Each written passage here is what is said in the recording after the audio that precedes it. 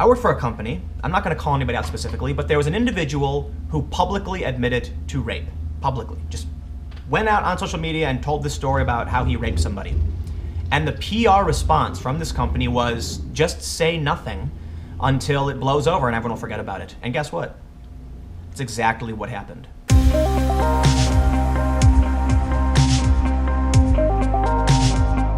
Power. It's exactly what everyone is fighting for, whether they say it or not. Many people have discovered that playing the victim will get you sympathy, will rally people to your defense and empower you. Guilt, shame, these are things you can do to force people to adhere to your way of life and to make them act in a way that benefits you. In my opinion, my view of the world is that people just want power for themselves, for their cause. They want the world to be the way they want it to be. And many people are willing to lie, cheat, and steal to get it.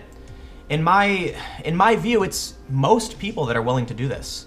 And maybe it's not willful, but people are willing to make great leaps of faith and logic to justify why they should do what they do, or why someone's the bad guy and why they're justified in using the tactics that others are not justified to do. Right? We see certain groups on the left say we're justified to use violence against people because they use violence. They claim that the right is trying to genocide or kill them, therefore their violence is justified. Everyone justifies their own actions. So let's tear into some examples about how the world is fake and how everyone is lying to you just to get power. We'll look at Al Franken. Al Franken, there's a photo of him groping a woman while she's sleeping.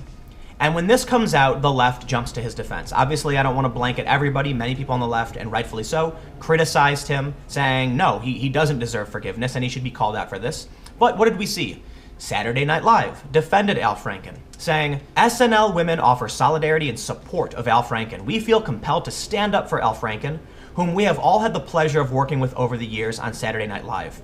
What Al did was stupid and foolish, and we think it was appropriate for him to apologize to Miss Tweeden and to the public. In our experience, we know Al as a devoted and dedicated family man, a wonderful comedic performer, and an honorable public servant. That is why we are moved to quickly and directly affirm that after years of working with him, we would like to acknowledge that not one of us ever experienced any inappropriate behavior, and mention our sincere appreciation that he treated each of us with the utmost respect and regard. We send our support and gratitude to Al and his family this Thanksgiving and holiday season. I'm not surprised they're defending Al Franken. Al Franken is on the left, and these people align with his political views, so it's worth it to excuse him for this behavior.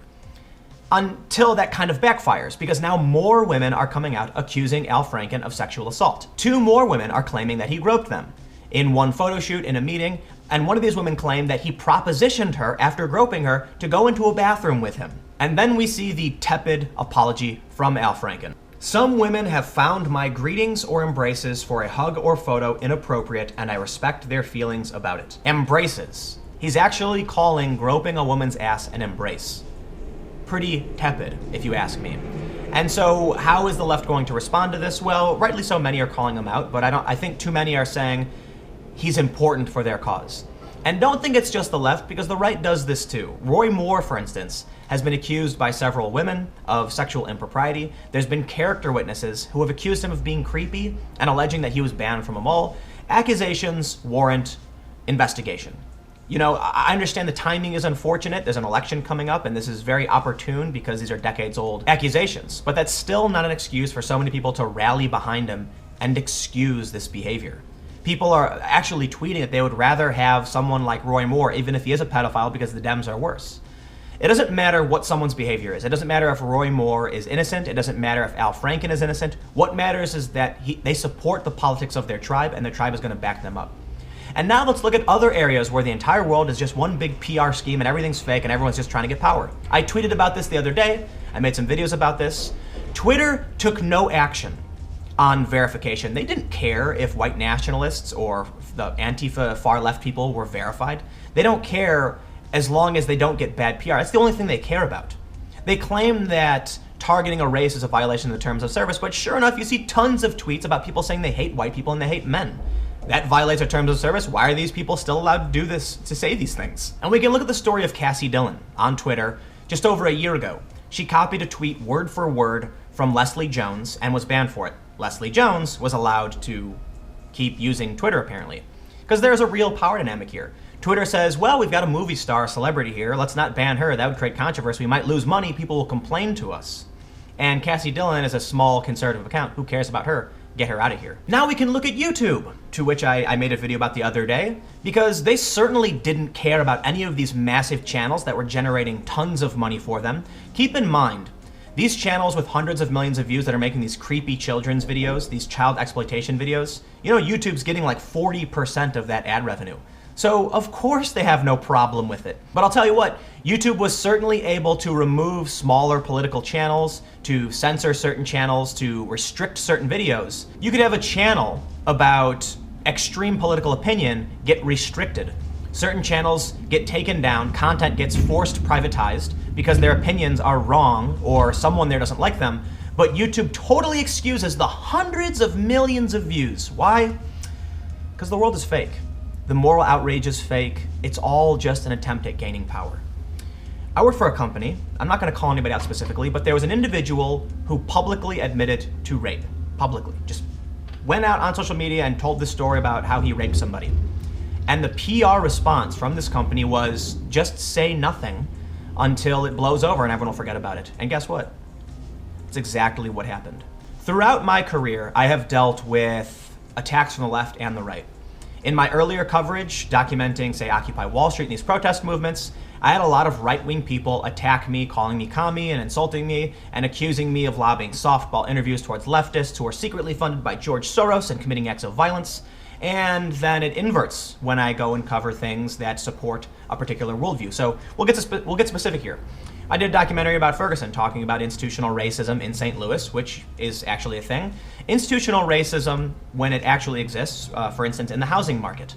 We saw the practice of blockbusting, which was ended in the 80s. But yes, this still has repercussions in today's marketplace and in how property taxes are distributed. So there's a real thing here. And I make this documentary, and I get flack for it, saying that I'm running interference for George Soros, or when I do a short doc about two brothers from Syria, and it paints them as refugees in a positive light, I get flack from conservatives saying, why are you doing this? You're making it look like refugees are good people, yada, yada. Well, these guys were good people. And that was kind of the point of the doc that I did. Then I go to Sweden, and I started investigating the idea that refugees are causing crime, and what does the left do? They accuse me of being an alt-right Nazi whose trip was paid for by conspiracy theorists. They take a photo of me having dinner with Trump supporters, people like Baked Alaska, and they claim this is me hiding from the camera, when in reality you can see me plain as day. I'm just sitting there with like a smirk on my face. I came down to interview some people and talk and shoot the shit and talk about politics. We had a decent debate. I had just interviewed Baked Alaska, totally appropriate behavior. I spent months sleeping on Occupy Wall Street and they praised me for it. I won an award, and then I go and have dinner one time and that's enough to be like, Tim's a Nazi. The truth is, it's not that I'm a Nazi, it's that they need to make sure my ideas, which counter their view of the world, are not acceptable. So they do, it's an ad hominem, essentially. Tim Pool's reporting is biased because you can see him sitting here with these Trump supporters. Well, I mean, if you're gonna report on somebody, don't you need to go and sit down with them? I paid for my own food, we had a discussion, I mostly argued with him, we had a debate about political issues, and that's totally normal. It's mind-blowing to me that we're in a world now where 4chan, for instance, can tell people this means white power. And everyone just says it does, because it allows them to empower themselves, to draw the lines and say, look at all those Nazis. It's mind-blowing that someone can say Donald Trump was endorsed by the KKK, therefore voting for him is a vote for the KKK. The KKK is a microscopic group. It's ultimately depressing, because everywhere I look, I see this kind of bias. There's very few people that I feel are actually genuine. People are either going to lie to gain power, or they're just going to be downright mean. There's a lot of people online who are anti-SJW, as they call it, or anti-feminist, who are just mean, who don't present arguments in a way that is calm and rational. Why? Because the average person enjoys feeling that visceral response, that it's an emotional satisfaction to see those you deem as the other taken down. I feel like it doesn't matter what political spectrum you align with. People can move back and forth from left to right, right to left. There are people who claim to have been, neo-Nazis who have now become intersectional feminists, and there are people who used to fight for Black Lives Matter who are now Trump supporters. And to me, it just feels like whatever empowers you, whatever makes you feel good, and whoever gives you support in the right way. This is what people are attracted to. and they're going to use whatever manipulative or cognitive dissident or logical fallacy they can to justify their position. But let me know what you think. This was one of my rant videos, because I'm looking at all these stories and I see this through line with Al Franken, with Roy Moore, with there's a viral video about Trump and the KKK, and I'm sitting here thinking everyone's just being so disingenuous. That these are not good arguments for or why to support somebody, and people just want their political idea pushed, so they'll excuse the bad behaviors. Nobody holds their own group accountable, and that's a problem. It's a problem we need to fix. So again, comment below, let me know what you think. We'll keep the conversation going. If you want to support my work, go to timcast.com/donate. Give whatever you'd like or give nothing at all. My videos are always free and available every day at 4 p.m. And this is where I'm going to announce that I'm setting up some more channels. So I'm going to do a more light commentary channel where I can focus on certain memes, certain ideas that are going viral but less newsworthy. I'm thinking about doing a tech channel because I've got a lot of gadgets. So I'll put the link in the description below when this video goes up. So check it out. And again, stay tuned. Thank you all so much for watching, and I'll see you tomorrow.